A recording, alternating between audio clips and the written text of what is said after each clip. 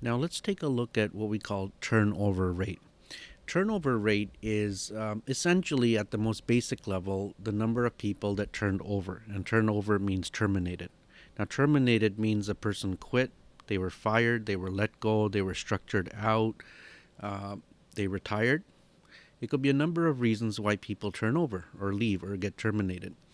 Turnover rate in itself is the percentage of people in a given time frame that got turned over. So, for example, if you had 100 people in your company actively working in 1 year, so if you count all the people in 2020 and there was 100 people who actually worked at some point, and you had 10 people who left, 10 divided by 100 would be your turnover. You turned over 10% of your staff. Now, there's variations to this, and I believe in your HR planning course or in some other course, maybe compensation, you'd be talking about it. But there's variations in terms of do we include people that we only replaced? So if somebody were terminated due to a restructuring, which means we just don't need that position anymore, do you include that person, yes or no? So there's variations of it. Do you only include people that you let go? Do you do numbers based on people who quit for a number of reasons? Whatever, you can do it any way you like, but the simplest form is the percentage of people who left out of the people who are actively working. Now, we're in the master tab, and if you look, these are all the employees for my entire hospital company since the beginning of time. That includes everybody who works for us and does not work for us anymore. So if you take a look over here, anything that's orange or has a termination date is, well, person doesn't work for us anymore. And the reason for termination is over here. Why did they leave? And we're only looking for people who left in 2020. So you notice this, 2005, we won't include those, okay? So total number of people who worked for us in 2020, and then how many people actually left in 2020 as well. So let's start a fresh pivot. Click Insert, Pivot Table, OK. And we want to know total number of people. So we're going to take staff name, put it in values. We have 366 names. But out of that, let's put term date in rows. Now look, it's every single term date here. Got it? So I'm going to right click on this date. And if you remember group, we're going to group it by years. Now let's take a look. So we have 2004, 5, 7, 8, 9, 10, and 20. We're only interested in 2020. This means 101 people were terminated in 2020. Now blank means people who are still working for us, which means they are not terminated. Blank means, let me show you. It means that there is no termination date next to their name. It's blank. Okay, so you have to look at it that way. So what I want to do is go up here to the filter button right here, and let's just select blank and 2020. Okay, so this tells me that a total of 354 people worked, even just one day in 2020. All right, and out of those, 101 people had a termination date in 2020. So 101 people were terminated, but total we had was 354, right? So let's do it right here. It's 101 out of 354 people. My number is 28.5%. So your turnover, reasonably, is 28.5% for 2020. Now, is that a cause for alarm? Well, again, put it in perspective. You should know the context. You should know your industry. You should know your company. Keeping in mind, Integrated Hospital Network is located in a distant rural market. Maybe it's not near a big city. It would be, you can attract people to come and work there, but then for a number of reasons, people might leave. Especially in 2020, because of pandemic, we had a lot of people who decided that, hey, maybe this is the opportunity to just not work here anymore.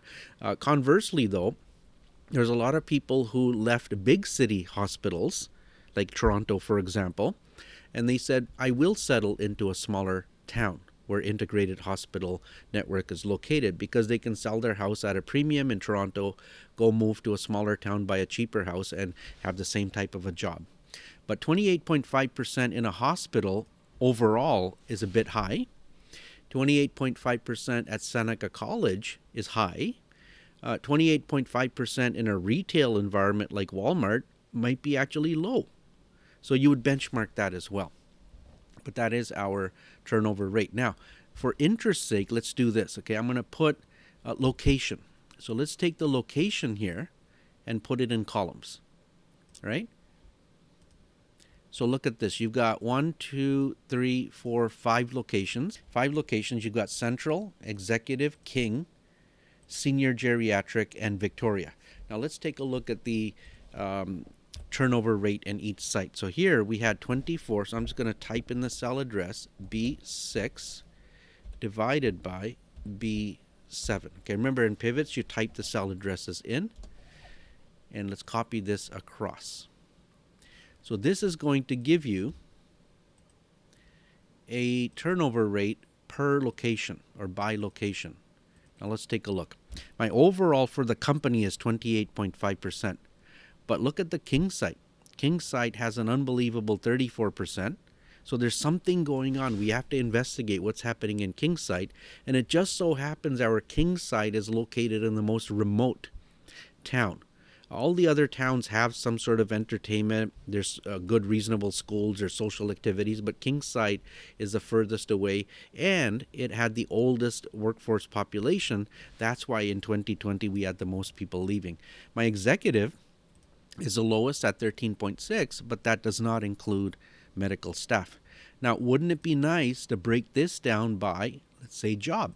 So what kinds of jobs are turning over the most? Okay, and we can do that by site as well. So let's just expand these. Now take a look. I'm going to look at, let's do pharmacists. Much easier. There we go. Let's get rid of this chief of psychiatry. Click OK. Now among pharmacists, so we don't have pharmacists and executive, as you can tell. But among pharmacists, we've got at senior geriatric, we've got a 50% turnover rate. We have none at the Central site, which is pretty good. Central is our biggest site. That's almost like a city. And King has a fairly high rate as well. So while we're looking at turnover rates, it would be a good idea to see why people are turning over, the reasons. So I'm going to insert a new pivot table. And let's take a look at reasons for termination, okay? So I'm going to put term date in rows. And again, we'd like to look at 2020 specifically. You can look at history as well. Let's start with that actually. And I'm going to put the reason for termination up in columns. Okay, so we have all of our reasons, C, D, J, P, whatever, V up here. And blank just means they're not terminated.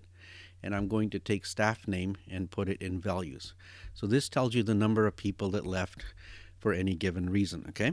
So these are the totals. Let's look at all of history. The biggest reason people have been terminated is J, which is 34 people, right? So let's take a look. What is J?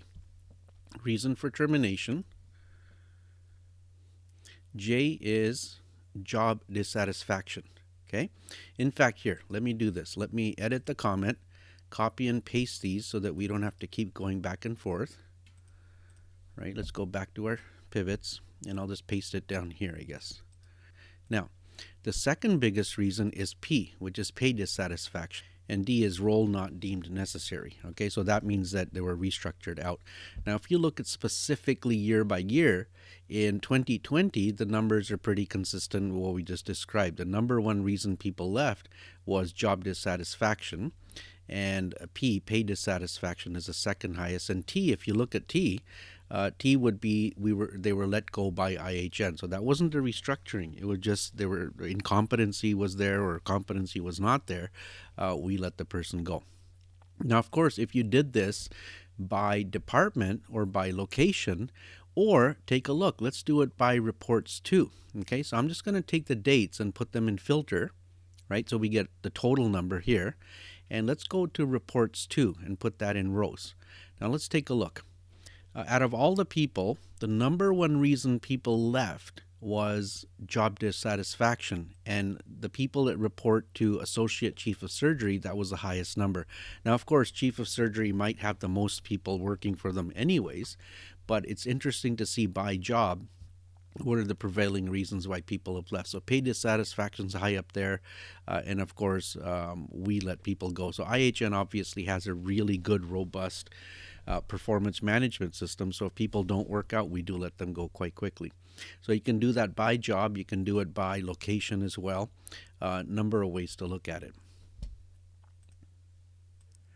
I just want to do one more quick one, and that would be the turnover rate by report 2. That might give us an indication of, are there specific bosses like the president that have a higher turnover percentage than anybody else, and that could lead us to investigate the management style itself. So let's do a new pivot, and let's look at reports 2. Actually, let's calculate absenteeism first. So we look at the total number of people, and then the termination date over here. And in fact, yeah, let's do it that way, termination date, and we're going to just look at blank and 2020 this time, or you could do any year. And that's my overall termination rate, 101 out of 354. But now we're going to do it by reports 2.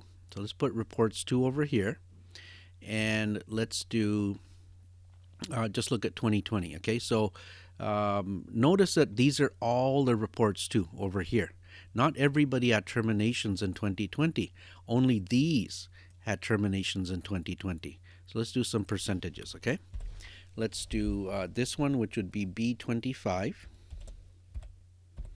divided by the total, which is 354, which is B31. Now, because B31 is the same for all the calculations, I'm just going to highlight it and press F4. Again, absolute cell referencing, right?